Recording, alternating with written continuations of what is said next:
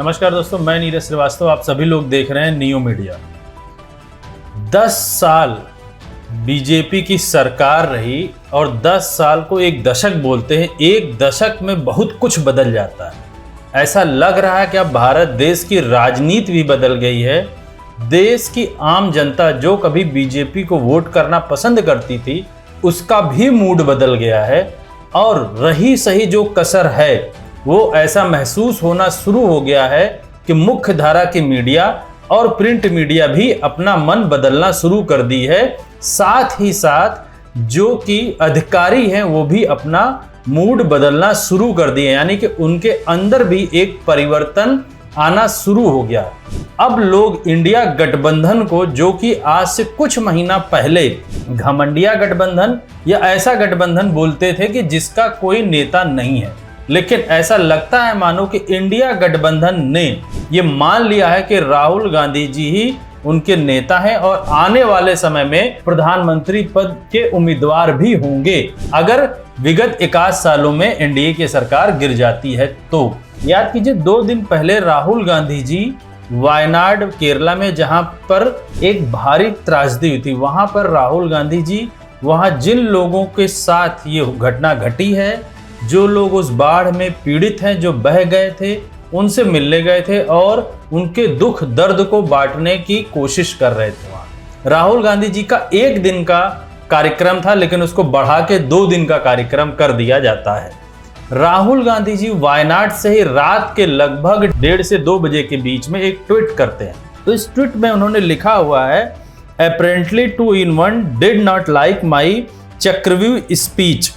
ED insiders tell me a raid is being planned. Budget सत्र के भाषण में राहुल गांधी जी ने बोला था कि देश को एक चक्रव्यूह की तरह जकड़ लिया गया है। यानी कि जैसे महाभारत में एक प्रसंग है चक्रव्यूह का, उसमें 6 लोगों ने मिलके एक चक्रव्यूह की रचना की थी, वैसे ही देश में चक्रव्यूह की एक रचना कर दी गई है जिसमें मासूम लोग जकड़े जा चुके हैं। अगर उस चीज को समझें आप, तो आज की डेट में जीएसटी कह लीजिए या बेरोजगारी कह लीजिए, महंगाई कह लीजिए, या कुछ पर्टिकुलर बड़े बड़े उद्योगपतियों को देश का पूरा पैसा जो पहुंच रहा है, वो कह लीजिए, वो सारी चीज एक चक्रव्यूह के अंदर में जकड़ी जा चुकी। विगत कुछ महीनों में होने वाली बारिश में आपने देखा होगा, संसद से भी पानी टपकना शुरू हो गया, बहुत जगह पुल ढह गए, अयोध्या में बने हुए राम मंदिर के अंदर भी पानी आ गया, रोड भी धंस गई, रोड में गड्ढे हो गए। ये सारी चीजें ये प्रदर्शित करती हैं कि 10 साल की जो सरकार चली है वो कहीं ना कहीं भ्रष्टाचार में लिप्त है। लेकिन इस देश का दुर्भाग्य है कि अब वो भ्रष्टाचार भी सिस्टम का पार्ट हो गया है, इसलिए आप भ्रष्टाचार नहीं कह सकते उसको सिस्टम का पार्ट ही आपको मानना पड़ेगा। विगत कुछ सालों से राहुल गांधी इन्हीं मुद्दों को लगातार उठा रहे हैं और 4 जून के बाद, यानी कि 4 जून 2014 के बाद जो रिजल्ट आया था, उसके बाद से राहुल गांधी और आक्रामक हो गए हैं, या कह लीजिए पूरा इंडिया गठबंधन इतना आक्रामक हो चुका है कि कोई भी चीज अगर गलत एनडीए सरकार की दिखती है तो आम जनता तक पहुंचाने से नहीं चूक रही। इसी क्रम में एक मीटिंग कह लीजिए होती है, या ये मानकर चलिए कि बीजेपी खेमे में एक खलबली सी मस्ती है कि अगर राहुल गांधी जी को नहीं रोका गया तो आने वाले समय में बीजेपी तो छोड़ दीजिए, आरएसएस की भी बहुत बुरी हालत हो जाएगी। क्योंकि जिस तरीके से इंडिया गठबंधन में राहुल गांधी जी या छत्रप, यानी स्टेट्स के बड़े स्टेट्स के जो बड़े चेहरे हैं, उनका जो गठबंधन है, अब ऐसा लगने लगा है कि वो कभी नहीं टूट सकता। इसका सीधा सा एग्जाम्पल संसद भवन में अनुराग ठाकुर जी ने राहुल गांधी जी से जात क्या पूछी कि पीछे से अखिलेश यादव भी उनके ऊपर हमलावर हो गए। अगर आप गौर कीजिए तो राहुल गांधी जी के हर भाषण को सपोर्ट करने के लिए उत्तर प्रदेश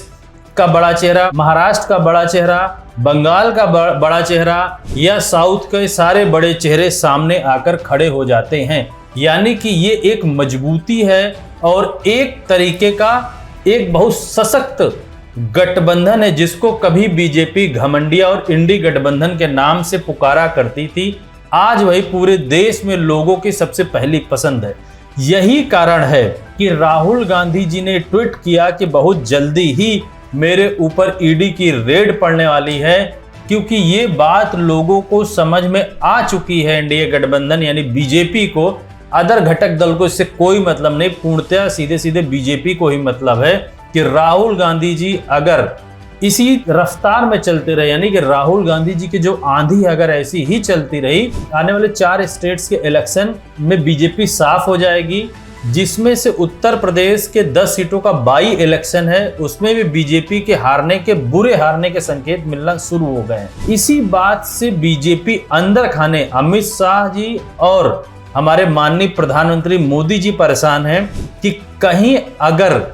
एक बार फिर कोई गांधी फैमिली का आदमी एक ऊंचाई की शिखर पर पहुंच गया तो फिर अब की बार हटाना नामुमकिन है। और जिस तरीके से राहुल गांधी ने 10 साल जो सरकार चलाई गई है, अब राहुल गांधी जी ही नहीं बल्कि इंडिया गठबंधन के सारे प्रसिद्ध नेता जो भी जितने भी घटक हैं, चाहे वो समाजवादी पार्टी कह लीजिए, चाहे उद्धव ठाकरे जी का कह लीजिए, चाहे ममता बनर्जी की टीएमसी कह लीजिए, ये सारे लोग अपने क्षेत्रों में वोटरों को इनके जो फ्रॉड हैं, जो इन्होंने अभी तक किए हैं 2010 से 2024 तक के बीच में, जिसको राहुल गांधी जी हमेशा बता रहे हैं, वो एक एक वोटर तक पहुंचाने की कोशिश में लगे हुए हैं। इसी बात को लेकर पूरी बीजेपी और आरएसएस घबराई हुई है और ये चाहती है कि राहुल गांधी पर कोई बड़ा एक्शन हो, यानी कि ईडी का दखल शुरू हो जाए। इसी चिंता को राहुल गांधी जी ने अपने ट्वीट से कहा और उसमें भी उन्होंने ये बात बोली कि मैं अपनी बाह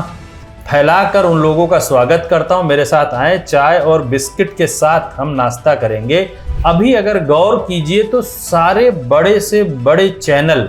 इस बात पे डिस्कशन कर रहे हैं कि राहुल गांधी जी ने ऐसा ट्वीट क्यों किया। उस ट्वीट में एक बात और सामने आती है कि राहुल गांधी जी बोलते हैं कि ईडी के इनसाइडर ने उनको इन्फॉर्मेशन दी है कि आपके खिलाफ कुछ बड़े रेड की तैयारी चल रही है। यानी कि मैंने अपने वीडियो में जो शुरुआत में आपको बोला था कि अब एजेंसीज भी मोदी जी के साथ रहना पसंद नहीं कर रही हैं कि अगर ईडी के इनसाइडर्स ने उनको इन्फॉर्मेशन दी है तो इसका मतलब कि ईडी के अधिकारी भी जान है कि राहुल गांधी जी इनोसेंट हैं, उनके ऊपर कोई दाग नहीं, उनको राजनीतिक तौर पर परेशान करने की कोशिश की जा रही है, इसलिए वो पहले से ही उनको इन्फॉर्मेशन पासान करते हैं। जिस तरीके से उन्होंने ट्वीट किया, उस ट्वीट को समझने की कोशिश की जाए तो उसका अर्थ यही निकलता है, क्योंकि उनको ये पता है कि उन्होंने कोई गलत नहीं किया है अभी तक के अपने 20 साल के करियर में।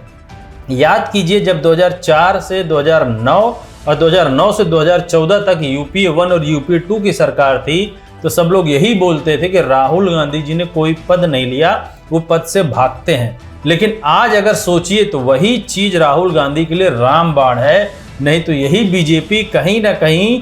कुछ ना कुछ उस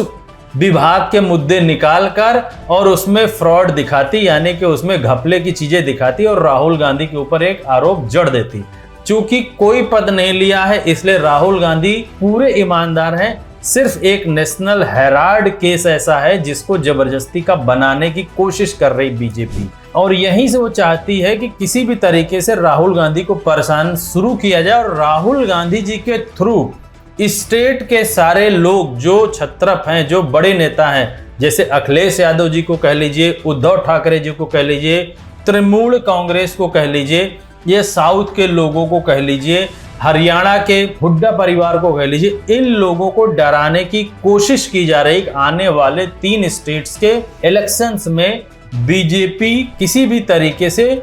कोई ना कोई एक स्टेट जीत जाए, क्योंकि अभी जो भी सर्वे आ रहे हैं उसके अनुसार बीजेपी तीनों स्टेट के इलेक्शन हार रही है। आने वाले समय में देखना बड़ा दिलचस्प होगा कि क्या बीजेपी सरकार राहुल गांधी जी को ईडी के थ्रू जेल में डालती है या सिर्फ परेशान करने की कोशिश करती है। हमारी पूरी टीम की निगाहें इस प्रकरण पर हमेशा लगी रहेंगी। हम ज़्यादा से ज़्यादा अपडेटेड न्यूज़ आप तक पहुंचाने की कोशिश करेंगे। मैं अपने सारे दर्शकों से बोलता हूं तो चैनल को सब्सक्राइब करें, शेयर करें। धन्यवाद।